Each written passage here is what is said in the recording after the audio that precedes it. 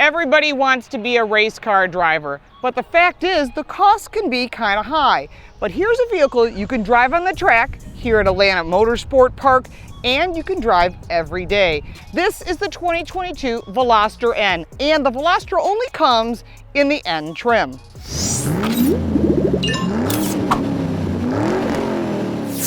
Welcome back to the channel. I'm Lauren Fix. If this is your first time here, we give you more than car reviews and first looks of new vehicles. We take cars to the track and we give you car smarts because knowledge is power. Don't forget to subscribe and click that little bell because we've driven this and all its competitors. Now, you may have seen the Veloster in the past as a daily driver. Well, they're no longer offering it in their base model or in the N line, just in the N trim, because this is the pocket rocket. This is the car that's fun. You can take it on the autocross, you can put it on a road course, but the key to this vehicle is you can drive it every single day.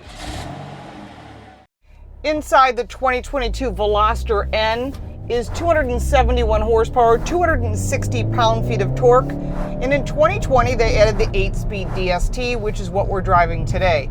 Now, once you put this thing into race mode, 0 to 60 is 5.4 seconds, and that's pretty good. Now, the sad thing is you can only get the Veloster in the N. It is not available in the lower trim lines, but I understand that. This is because this vehicle is a pocket rocket. It is a hatchback. It is different. My only fear is there's going to be some changes for Hyundai for 2022, which won't happen until middle of the year, and I fear that they're going to eliminate the Veloster. So if you're thinking about buying one or ordering one, do not wait, do not delay, order one. Now, they do have the manual transmission. It does have rev matching, which I really like, but they've done a great job stiffening up the suspension. And the difference is you are seeing a vehicle that handles so nice and tight on these curvy roads out in the suburbs of Atlanta, and this thing just sticks. Now, it is riding on Pirelli tires. They're 19-inch alloys. The suspension and everything about it is just really tight and unexpected for a car at this price point.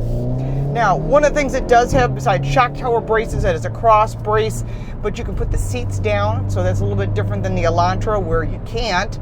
But I do like the fact that they've thought about using this vehicle as a daily driver and yet being able to take it to the track. We took it to the road course, we took it to the track, we beat the heck out of it.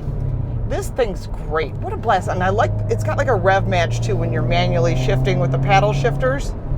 You can get into it, and this vehicle just sticks.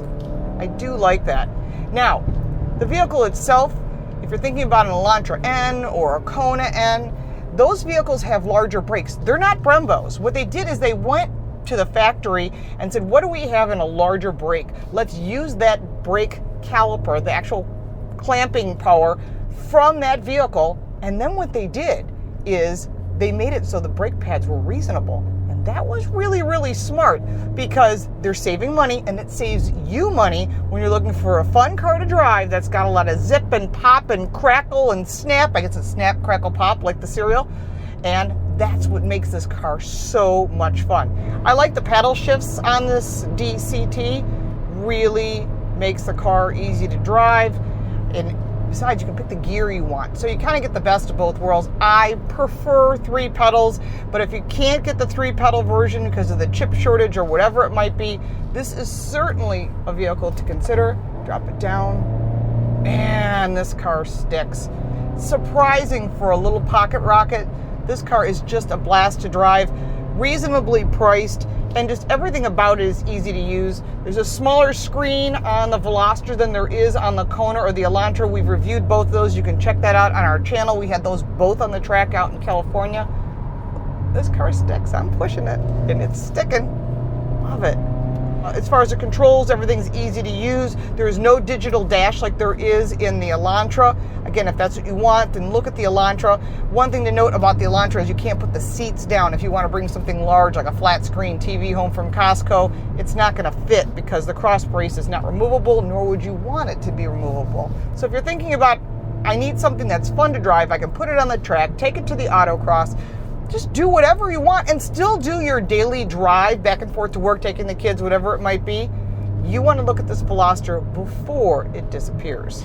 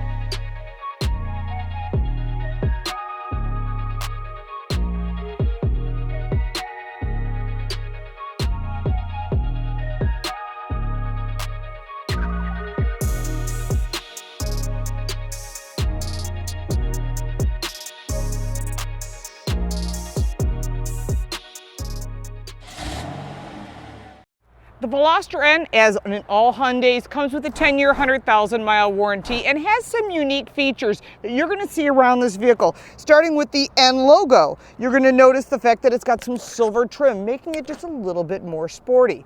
Coming around to the side, and you've got 19-inch Pirelli tires. They're 235 19s that are really nice and sticky. And the N brakes, which is not a Brembo brake. What it is a larger brake from a larger vehicle that Hyundai already had in stock, and they tuned it for this car. Some of the details about the Veloster are not that different than the street car as far as the door size and some of the trim details, until you get around to the back. Once you get around to the back, you've got this high wing with carbon on the side. Really cool looking. And of course, you've got your standard Veloster in that small window.